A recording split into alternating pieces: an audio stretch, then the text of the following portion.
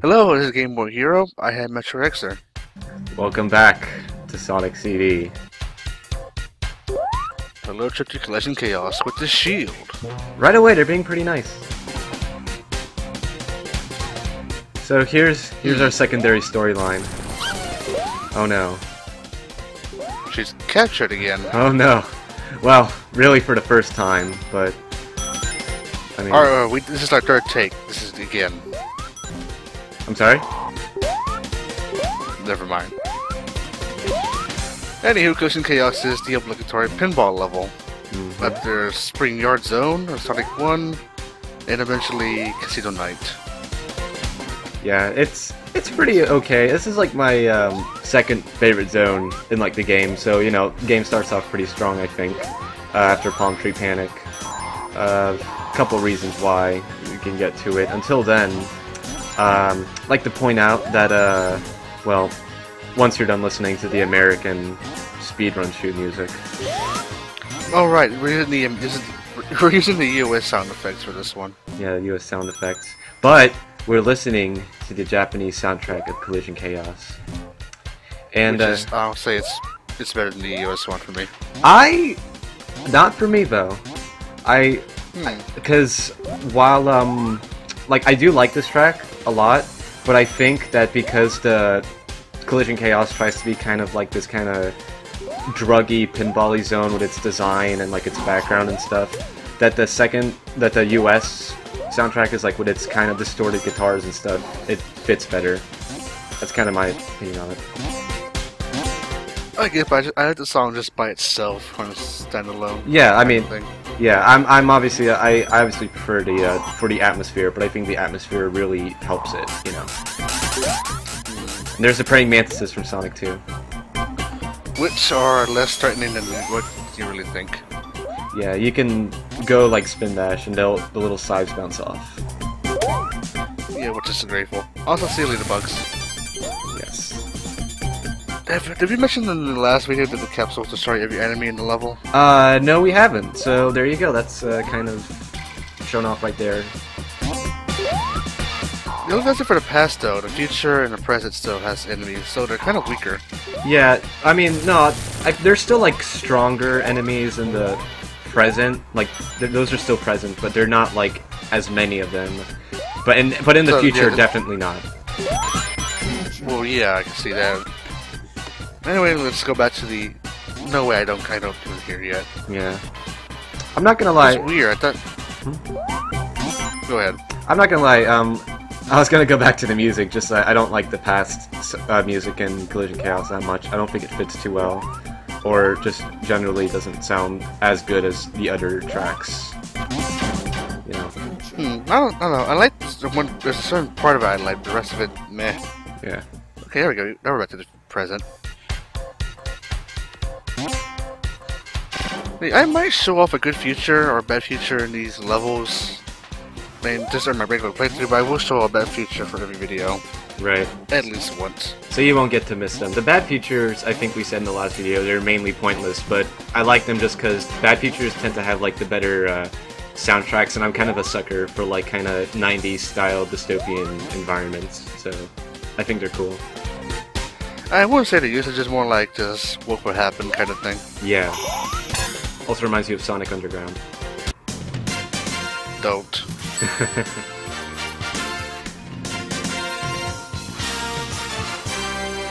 That goes longer than it really should be. Yeah. So, bonus stages. You wanted to talk about how they work, because we didn't really get into that. Yeah, besides being underwater. The mechanic here is just all the UFOs are given within a time limit. And each UFO gives you a power-up or nothing depending on when you hit it. Well, it's random, but you know what I mean. Yeah. The bumpers bump you around, grass, gravel, all that stuff slows you down, you make the noise. The little arrows will boost you. The fans in the ground will also give you a little bit of a lift. Really helps getting the UFOs, so it's my favorite way to kill them. Right. The water here will drain your time really quickly. Drop like a rock, essentially. Just like Sonic. Yeah. But yeah, if you take too long trying to kill the UFOs, a blue one will pop up eventually, which if you hit it will give you some more time. Like they aren't 30 about seconds. 25. Yeah, the aren't really much of the time isn't much of a biggie unless you hit the water a lot. Considering the beginning areas are too difficult. And then, like, in the later stages, it'll just be almost all water, so... Yeah, it's a lot more harder to avoid the water. Definitely. Remember, kids, pollution's bad. You're using... This is the American soundtrack, and this is the guitars at work, I think. I don't think you get to hear a lot of it, but it's neat. No, there's a bit of it. Also, this enemy... damn. Flying enemies are really bad in Sonic CD, I feel. Well, because the springs bounce you up without having the kill animation. Yeah, you're very vulnerable when you're going straight up in the air, so... It's like... And there's a lot of flying enemies, and tiny ones too, that'll catch you off guard. And they go through walls, so there's that too, you know. Kinda can't help it.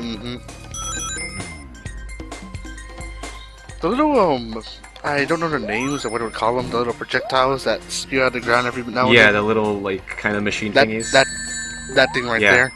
The past, they don't shoot fire. Here, they're deadly. Yeah, I think what, I don't know, again, I don't know if I talked about this in the last video, but, like, I think what the futures are supposed to be like is that you have weaker enemies in the future. So what they try to do is make it so that the environment is more dangerous for you, and that kind of balances out the difficulty level, in a way. Well, yeah, I can see that. I can see the Eggman went crazy with his little spikes and his machinos. Yeah. Eggs. The eggs from... The gym. Eggs from Mega Man 3. The gyms, man. Okay, fine, whatever. I mean, we'll see them clearly more in the past, but, you know, oh, god damn it, those things again. Exactly, yeah, see, there they go again. Those rascally flying enemies. Yeah, they flutter around and drop powder, which slows you down, but in the past, or in the future, they're broken down to just fly slowly. The powder slows you down? Yeah. I had no idea.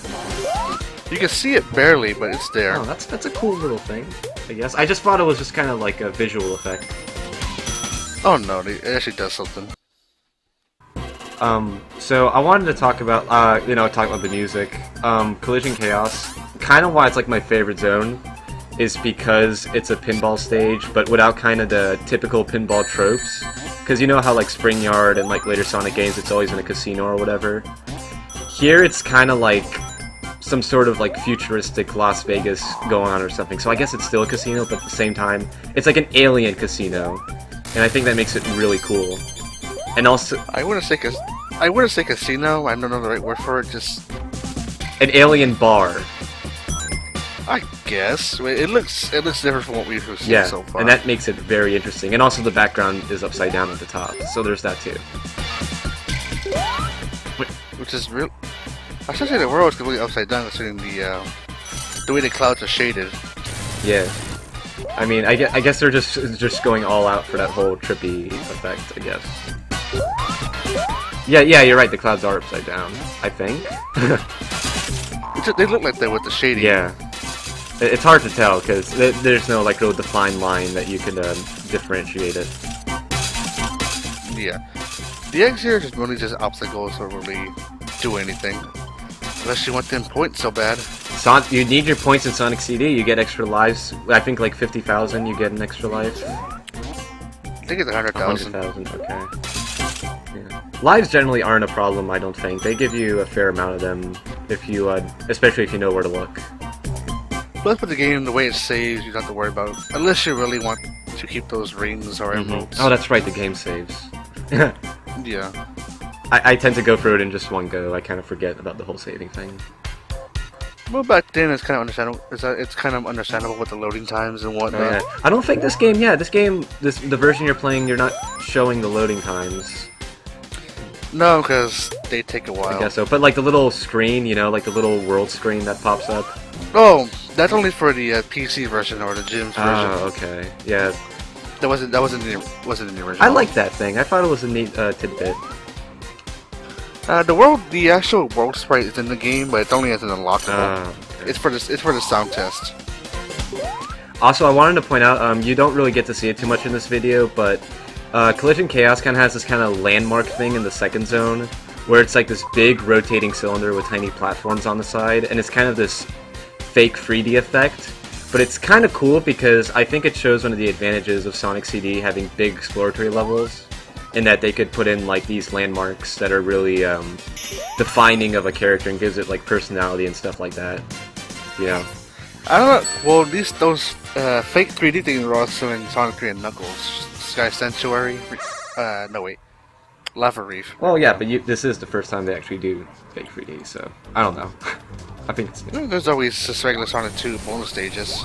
Yeah, but those are so bad. Well, they're on a Genesis. But they're so bad. I like them. So bad. Oh, boy. We're done with this already. Real quick, want to point out, because I forgot to say it in the last time you were in the bonus stage. One real big problem with these bonus stages is that because it's like a fake F-Zero, fake Mode 7 thing going on, the perspective of hitting the UFOs is kind of weird, and it can be really difficult to judge when you can jump and actually hit them. So, and even then, once you get the timing of the jumps, they're not really much of a problem anymore. Practice makes perfect, I mean, I guess. Yeah, I messed up a few times here, but I get the hang of it. Oh man, Robotnik. Really? Eggman, what are you doing? Really, this is your LP more than anything. I'm just making the video. I'm sorry, I didn't... No, I don't have a problem with that. I was hoping to do this for you because I knew you liked Sonic CD this so much. I like this game a lot, guys. See, it's not a problem. I'm just really bad at video games. And here I am good at video games, but I don't have the same passion for Sonic CD as you do. I guess not. So I had no problem making the videos then. Okay. Just talk all you want, it's just your LP. So, again with the boss gimmicks here, we're fighting him into the Pinball Machine. Ooh. I think we lost Medi, I'll try to continue from here. The boss itself isn't really the issue, it's trying to get to the top that's the problem. The physics here are a little bit different from the usual Sonic. It's the same way, I don't really give a damn. But just trying to hit the flippers, get to the spots up there is kind of a bit of a tricky bit. Once you destroy all the quote-unquote eggs and stuff, and avoid these Eggman pinballs, it's relatively kind of... Okay, it's still hard. I'm back. Did you explain the mechanic? Yes, I tried to. I hope they got the gist of it. Yeah, it's basically Sonic Spinball. Except it's even worse, because regular Sonic physics just don't work in this kind of environment, I think. Yeah, Sonic 1... Hold on. Oh, this bit.